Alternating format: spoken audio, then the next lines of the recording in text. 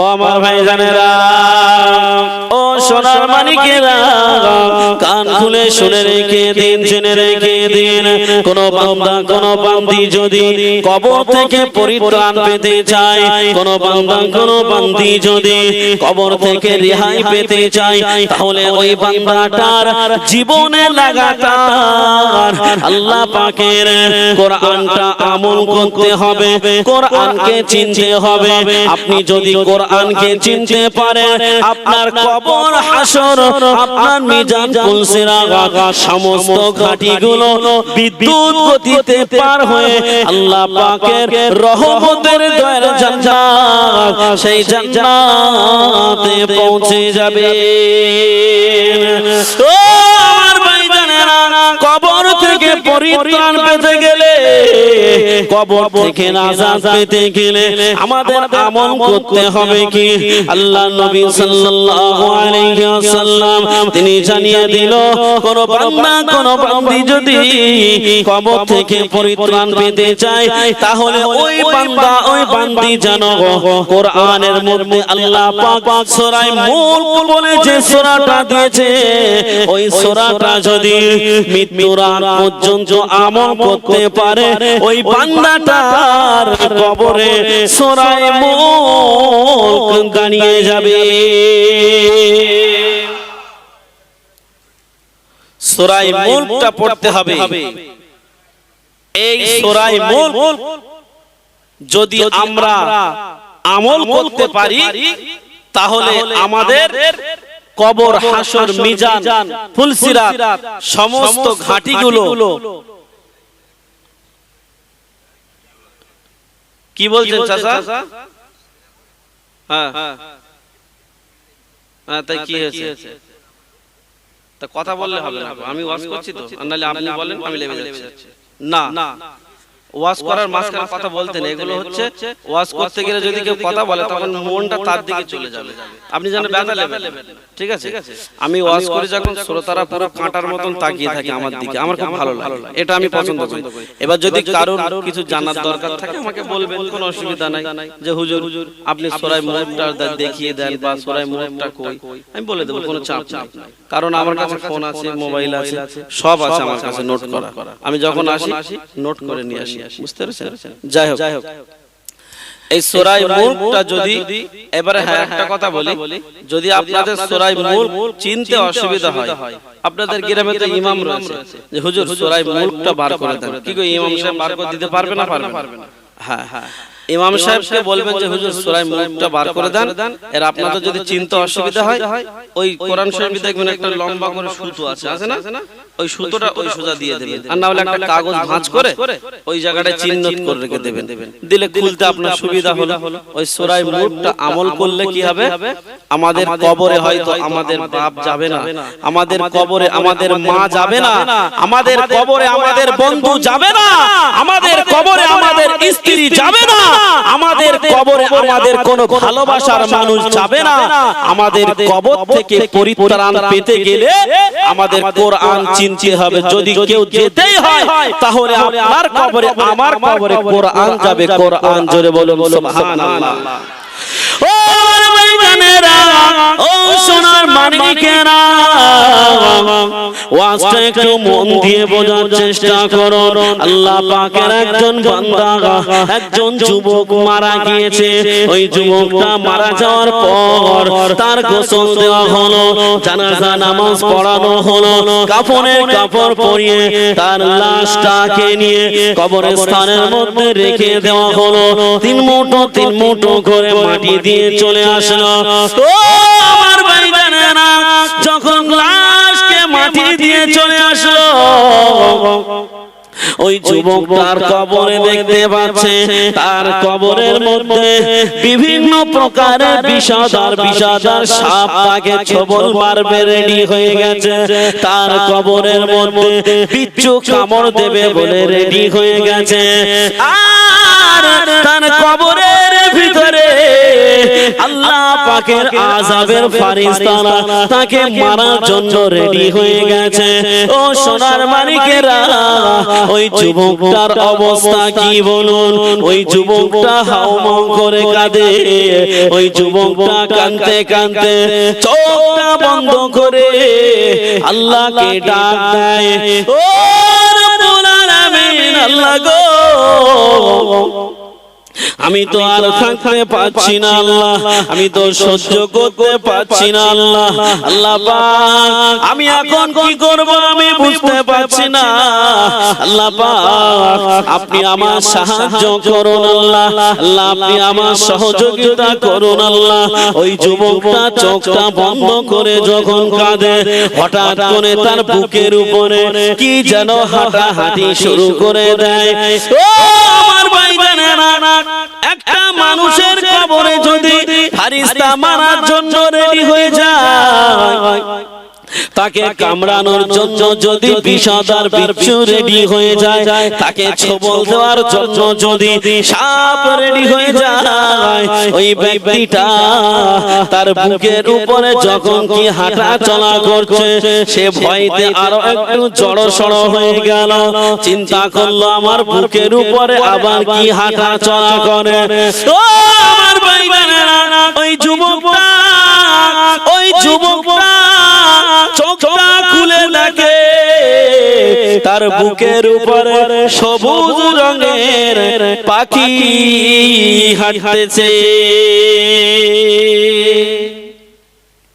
তার বুকের উপরে কি হাঁটছে? সবুজ রঙের একটা পাখি হাঁটছে। ওই যুবকটা চিন্তা করছে, চোখটা বন্ধ যখন ছিল, চিন্তা করছে আমার বুকের উপরে কি উঠল তা জানি না, এই বিষধর সাপ, এই সাপের এত বিষ, ওই সাপ যদি একবার দংশন করে দেয় তাহলে এই পৃথিবীর জমিনে কিয়ামত পর্যন্ত কোনো সবুজ লতার জন্ম হবে না। কি হবে না? সবুজ লতার জন্ম হবে না। তাই সেই কবরের আযাব থেকে আমাদের পরিত্রাণ পেতে হবে। হঠাৎ করে যখন তার বুকের উপরে ওই পাখিটা হাঁটছে, সবুজ রঙের পাখি, ওই যুবকটা তো চোখ বন্ধ করে আছে, তার ভয় পাওয়াটা কি স্বাভাবিক নয়?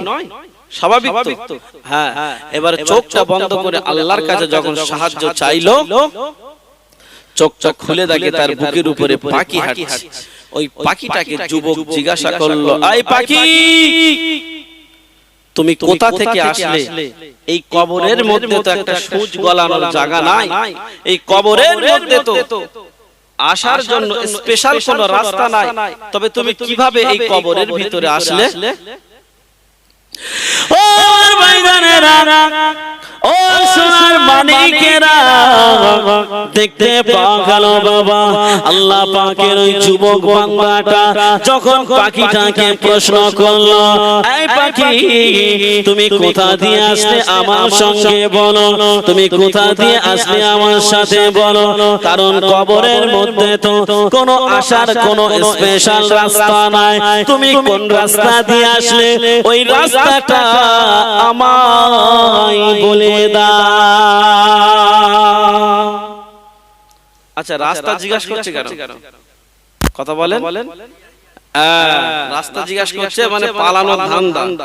তা সে কবর থেকে কি কেউ পালাতে পারবে? পারবে না। হাজার রাস্তা বলে দিলেও পালাতে পারবে না। তো পাখিটাকে যখন জিজ্ঞাসা করলো, পাখি, তুমি যে আমার কবরে আসলে সে রাস্তাটা বলে দাও, ওই সময় ওই যুবকের কথার জবাব পাখিটা কি দিচ্ছে দেখুন। ও আমার ভাইজানেরা, ও সোনার মানিকেরা, আল্লাহ পাকের ওই বান্দাটা যখন পাখিটাকে জিজ্ঞাসা করলো, পাখি, তুমি কোথা দিয়ে আসলে ওই ঠিকানাটা আমায় বলে দাও, দেখতে পাওয়া গেল বাবা, ওই পাখিটার জবানটা আমার আল্লাহ পাক খুলে দিল।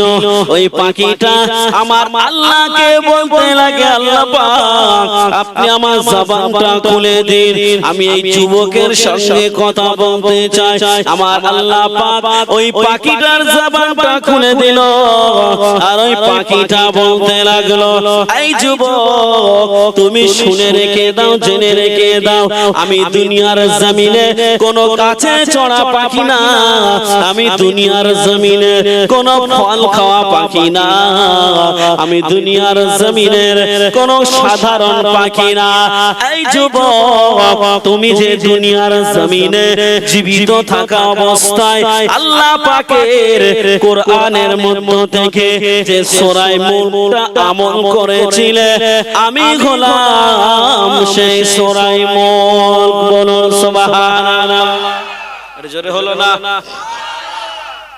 বলছে তুমি যে আমল করতে আমি হলাম কোরআনের মধ্যে সেই সূরা মুলক আমি তোমার গাছে চড়া ফল খাওয়া দুনিয়ার জমিনের কোন সাধারণ পাখি নয় ও আমার ভাইজানেরা ওই পাখিটা বলতে লাগে এই যুবক তুমি শুনে রেখে দাও জেনে রেখে দাও আমি সাধারণ কোন পাখি না আমি কোন গাছে চড়া পাখি না আমি কোন ফল খাওয়া পাখি না এই যুবক আমি হলাম আল্লাহ পাকের কোরআন আল্লাহ পাক আমাকে পাখির আকৃতি বানিয়ে তোমার কবরে পাঠিয়েছে তবে তুমি শুনে রেখে দাও জেনে রেখে দাও তুমি যে দেখতে পাচ্ছ এই বিষধর বিচ্ছু তোমাকে কামড় দেওয়ার জন্য রেডি হয়ে আছে আল্লাহ পাকের ফেরেশতারা তোমাকে মারার জন্য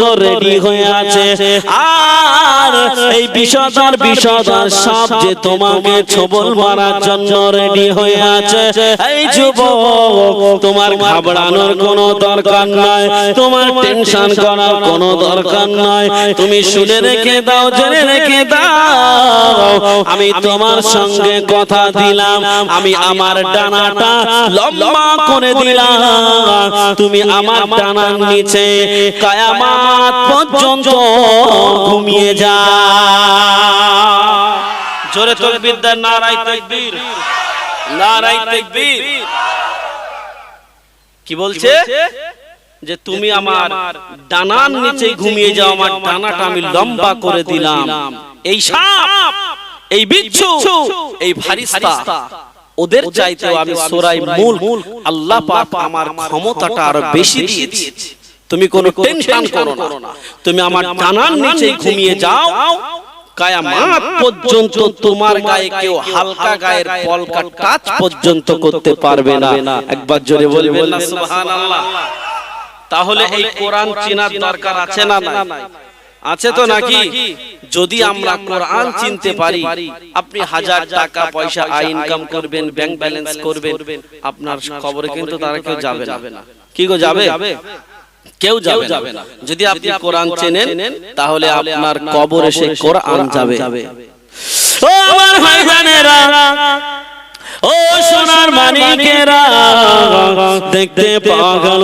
বাবা ওই যুবকটার কবরে ওই পাখিটা ওই সাপের সঙ্গে এবং ফেরেশতাদের সঙ্গে এবং বিচ্ছুদের সঙ্গে মোকাবেলা করে ওই যুবককে আরাম দিয়ে দিল ওই যুবকটা আরামের ঘুমে ঘুমিয়ে গেল ও আমার ভাইজানেরা কবর থেকে যখন কিয়ামতের ময়দানে আমার আল্লাহ পাক যখন তুলবে দেখতে পাওয়া যাবে বাবা কিয়ামতের ময়দানে বান্দা কি করবে নিজের জ্বালা যন্ত্রণায় ছটফট করতে থাকবে কিন্তু কিয়ামতের ময়দানে অনেক সময় দেখবে বান্দার নেকির পাল্লাটা যদি হালকা হয়ে যায় বান্দার জান্নাতে যাওয়াটা সম্ভব হয় না ও সোনার মানিকেরা ওই বান্দাটা যে সূরা মুলক আমল করেছিল ওই সূরা মুলক তার নামায় আমল যদি হালকা হয়ে যায়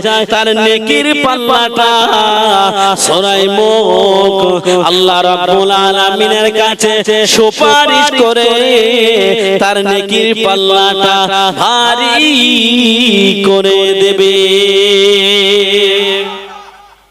বান্দার যদি নেকির পাল্লা হালকা হয়ে যায় তার ঠিকানা কোথায় হবে জাহান্নাম হবে না কিন্তু সেই জাহান্নাম থেকেও কি করলো বাঁচিয়ে আনলো। সুতরাং এই সূরা মুলকটা আমাদের আমল করতেই হবে। যদি করতে পারি তাহলে মনে রাখবেন এই ফ্যাসিলিটি গুলো আপনি আমি দুজনেই পাবো। কি গো, করবো তো ইনশাআল্লাহ। আপনাদের কি অসুবিধা হচ্ছে? যদি অসুবিধায় বলেন আমি ওয়াজ ঘুরিয়ে দেব।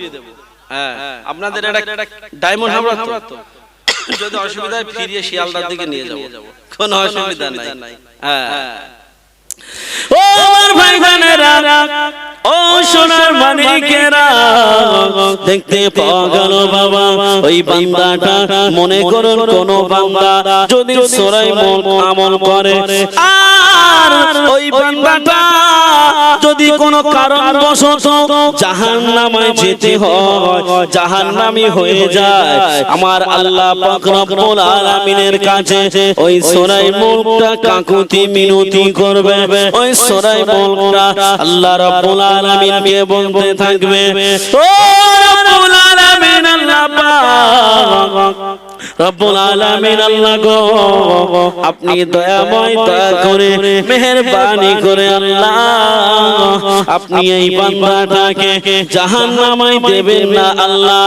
ও রব্বুল আলামিন আল্লাহ গো, কেননা এই বান্দাটা দুনিয়ার জমিনে আমি কোরআন আমাকে বুকে নিয়েছিল, আমাকে মাথায় নিয়েছিল, আমাকে মুখে নিয়ে চুমা খেয়েছিল, আমাকে বড় সম্মানিত করেছিল।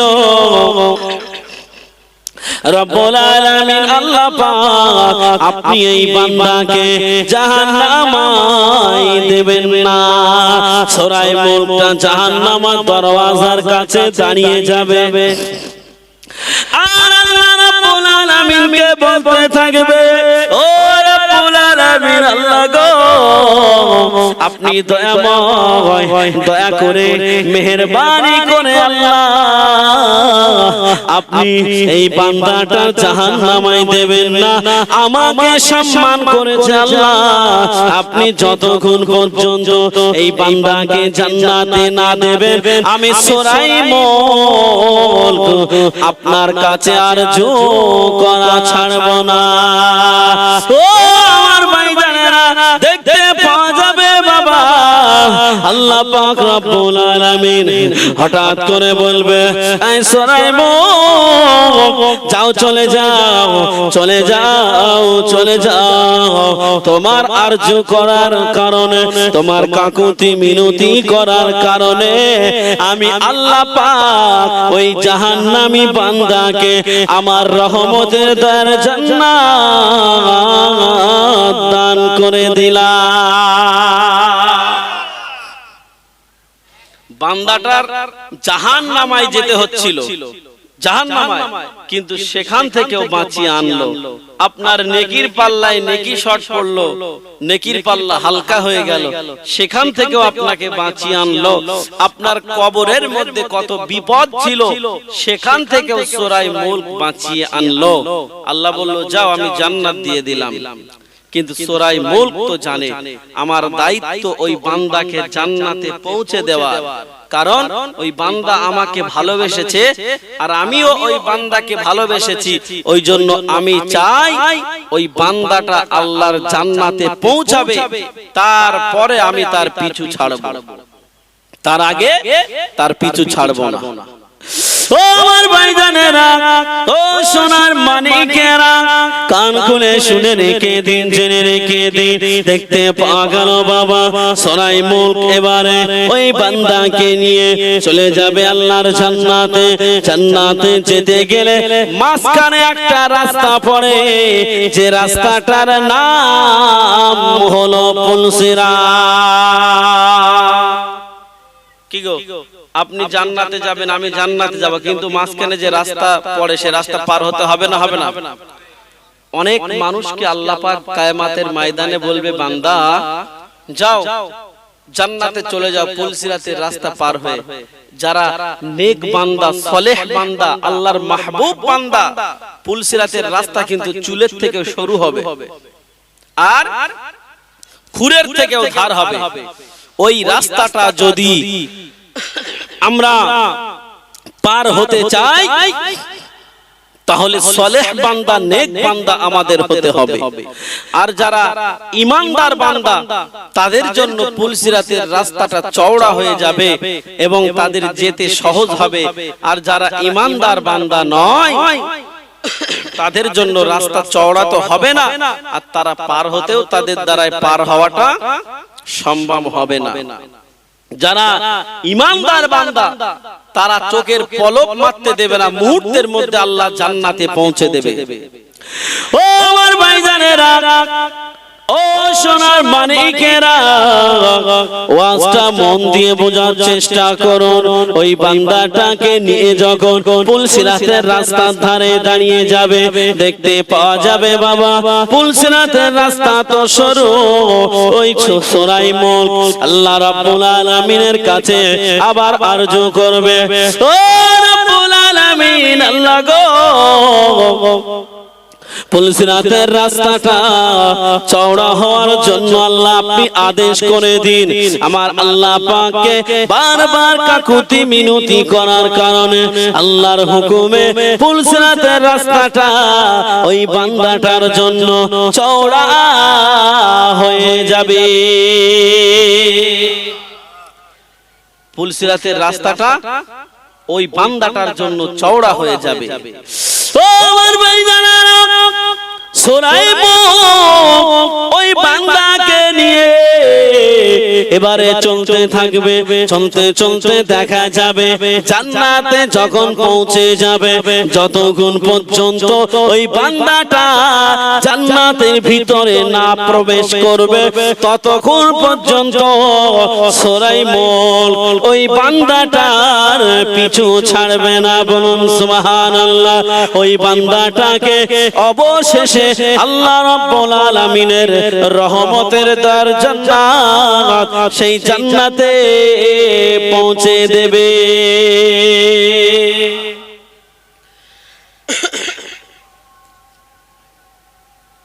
ফজরের আজান হচ্ছে তো, ফজরের আজান কটায় হয়?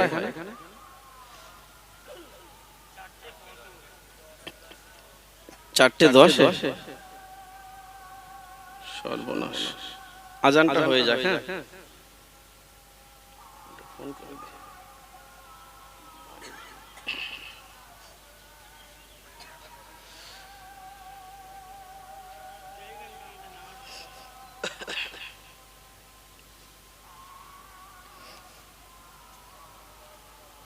আব্বাকে ডেকে দাও।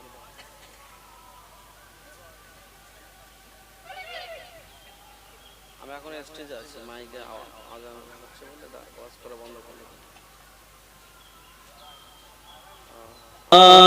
करूंगा अजल से पड़ा हूँ मैं कदमों में उनकी, जुदाई न हरगिज़ गवारा करूंगा।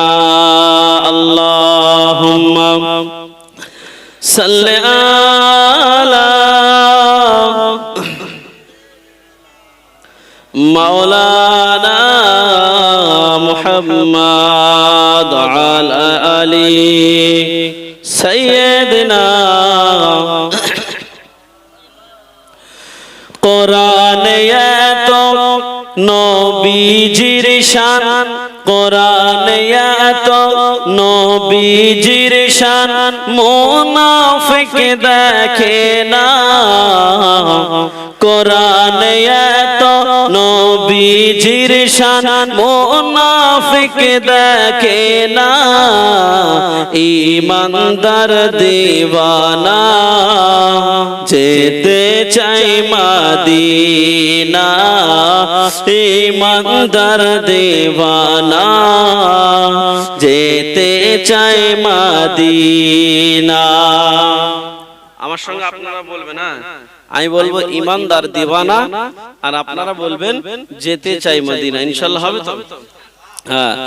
কোরআন তো নবীজির শান, কোরআন তো নবীজির শান, মুনাফিক দেখে না। ইমানদার দিওয়ানা যেতে চাই মদিনা, ইমানদার দিওয়ানা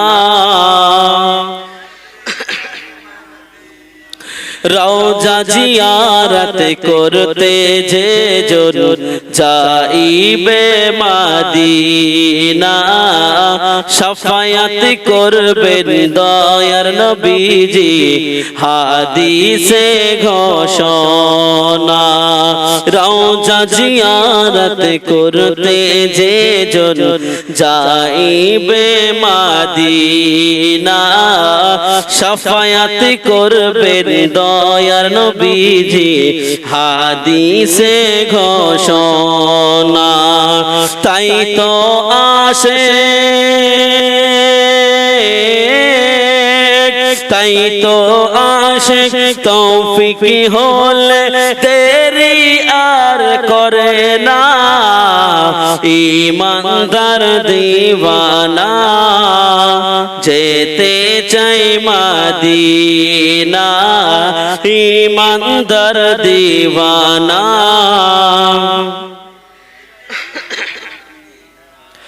সাকা কামারা সিরাজ মনির কুরআনে ঘোষণা আকাশের চাঁদ ডাক দেয় নবীজি জমিনে আসনা সাকা কামারা সিরাজ মনিরা কুরআনে ঘোষণা আকাশের চাঁদ ডাক দেয় নবীজি জমিনে আসনা নবীর ডাকে নবীর ডাকে আকাশের চাঁদ নবীর ডাকে আকাশের চাঁদ টুকরা হয় দুই খানা ইমানদার দিওয়ানা যেতে চায় মদিনা ইমানদার দিওয়ানা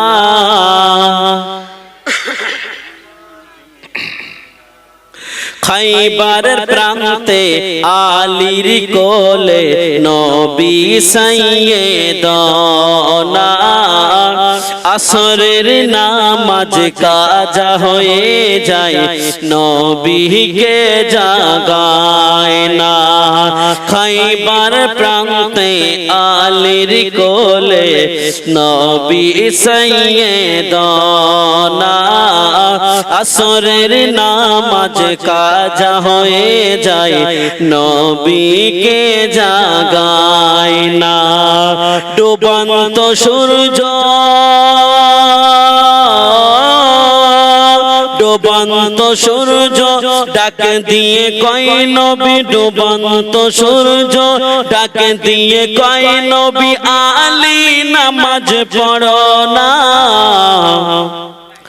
ইমানদার দিওয়ানা যেতে চায় মদিনা ইমানদার দিওয়ানা যেতে চায় মদিনা হাদিস পাকে নবী বলছে উস্তুনে হান্নানা নবীর প্রেমে শুকনা গাছে করিল যে কান্না শুকনা গাছে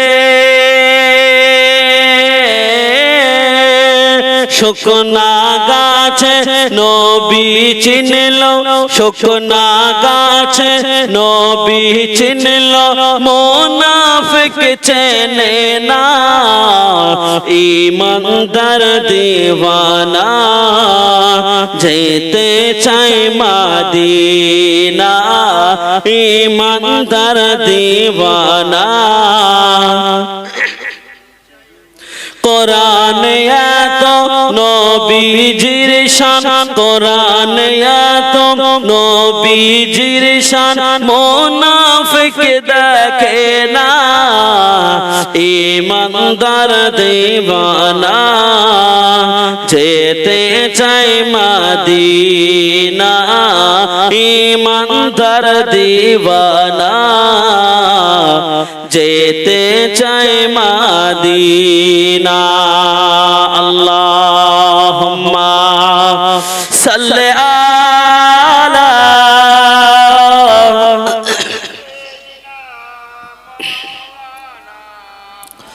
وعلى آل سيدنا مولانا محمد لا إله إلا الله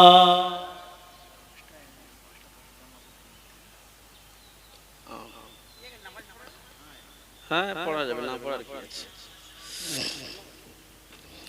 তো ভাই আমাদের ফজরের আজান হবে 5টায় আর জামাত হবে 5:10 ইনশাআল্লাহ, ঠিক আছে।